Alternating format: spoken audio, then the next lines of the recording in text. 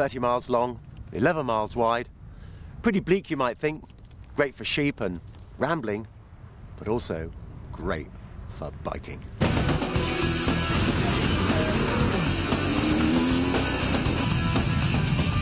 Every year, more than 40,000 motorcyclists from all over the world travel to the Isle of Man for the greatest bike party on the planet, the TT Festival. With no speed restrictions outside the towns and villages, they can take their machines to the limit and experience a sense of freedom they can only normally get by breaking the law. My name's Tony. My age is none of your bloody business, but I'm going to the Isle of Man too this year. Yes! The Clarkson brothers are TT regulars. This year, we gave them a camcorder to record a video diary for us. We've been coming here 10 years, haven't we? And 9 years we've been marshalling on this corner. And we have witnessed one accident, haven't we? Which is, I think, is good news, really. Starting off, we just came for a good laugh. Like most people, ride around, have a few beers, enjoy yourself. But you want to give a bit back, and it's nice. You get into a different crowd of people, you're helping out, you're helping the whole thing happen. Being a biker back at home, you don't get as much respect. Everyone just thinks, oh, dirty, greasy bikers, get them out of the way. But here, you get a lot of respect off of everybody, and everyone's really friendly and welcoming. All the pubs you go in also, you know, bikers welcome. At home, bikers aren't welcome at all. So it's a brilliant holiday. A chap called Eric Priestley very kindly agreed to sell it to me, provided I thrashed it, kept it mucky and took it to the Isle of Man regularly. Excellent. That's a nice criteria for a machine, isn't it? It took me 12 months from the original idea. A lot of hard work and a lot of late nights and a lot of research and development in the pub. I'm very happy with it. Very. Can I have a pint now?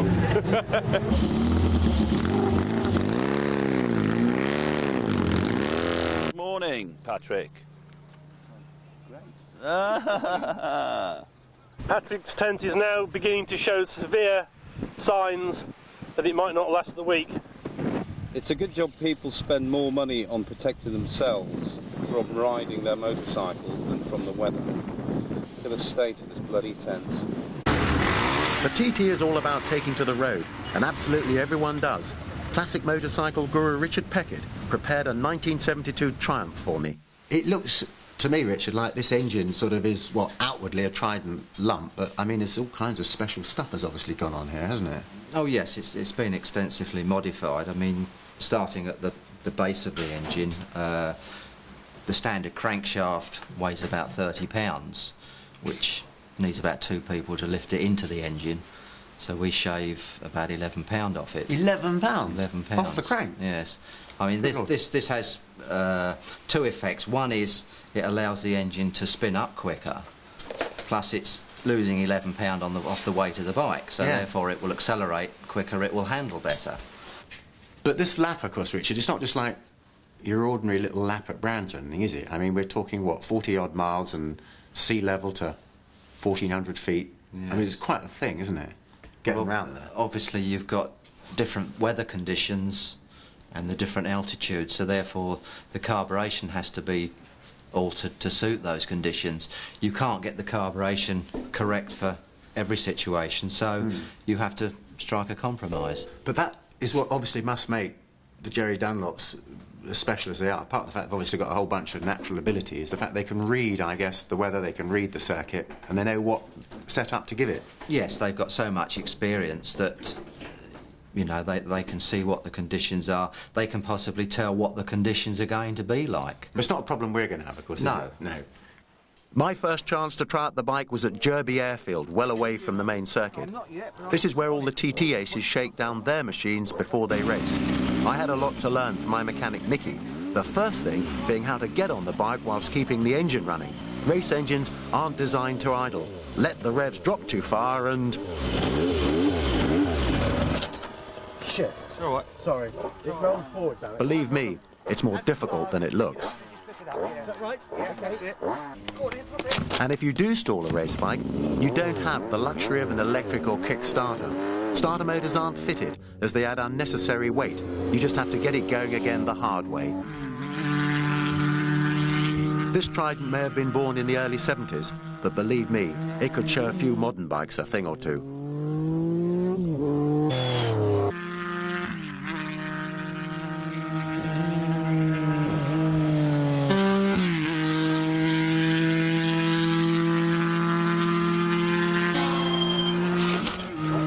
Oh, it's got some grunt, this thing.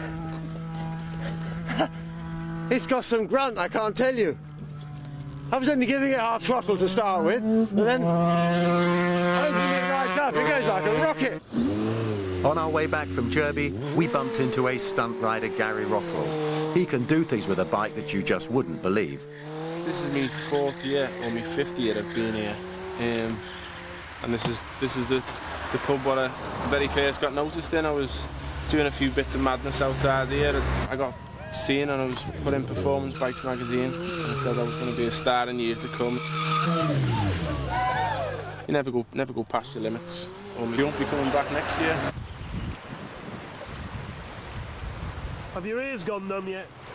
Yeah, it's really cold. It's bearably cold. So it's worth it. I don't know if I'd like to put my whole body in here. The day of the classic lap, and I could hear the unmistakable sound of the Moto Guzzi V8, one of only 2 in the world. On board was 1950s racing legend Bill Lomas.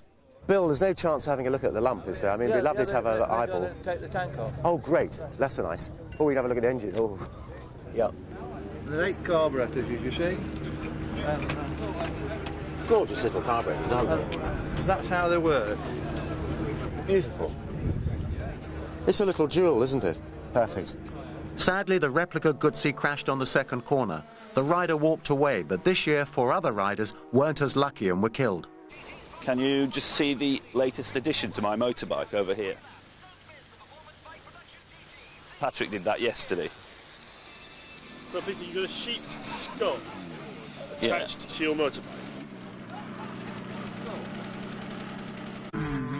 One biker who doesn't need to put lucky skulls on his bike is Jerry Dunlop.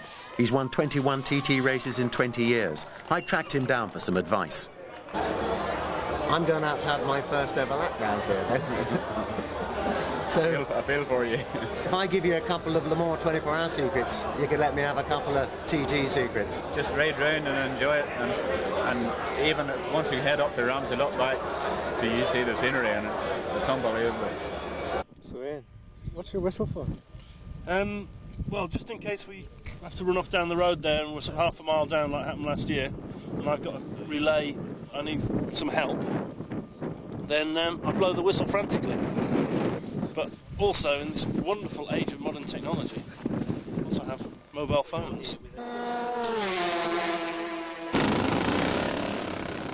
The Classic Lap of Honour is a unique event.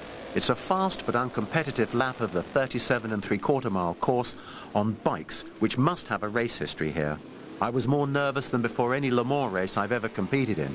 I was in the company of world champions, £3 million worth of machinery, race aces in their 60s and 70s with a lifetime of TT experience, and with a crowd of 40,000 enthusiasts looking on. I tried to recall all the advice that I'd been given. Steady on the first few corners until the tyres and brakes warm up. Don't look back, or there'll be a wall in front of you when you look forward again. And remember, the throttle goes both ways.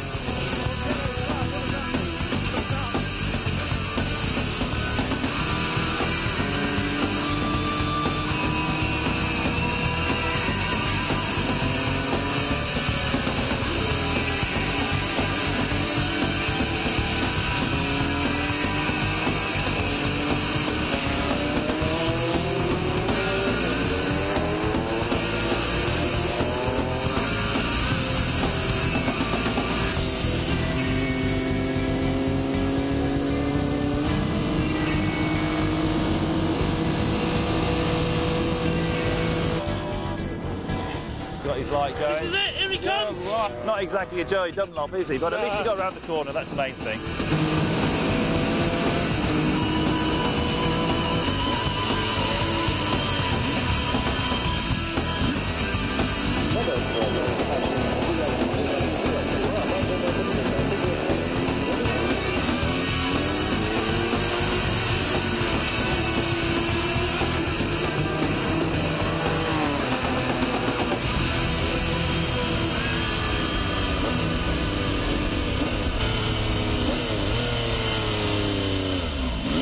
I can't really describe what it's like. It is outrageous, this thing, because you set off and suddenly everyone's gone and you think, hello, I'm going to be left behind. So you gas it down the hill there and you see a few people in the distance and you think, well, I'll try and keep up with him, and then you find you can go by, and it's outrageous.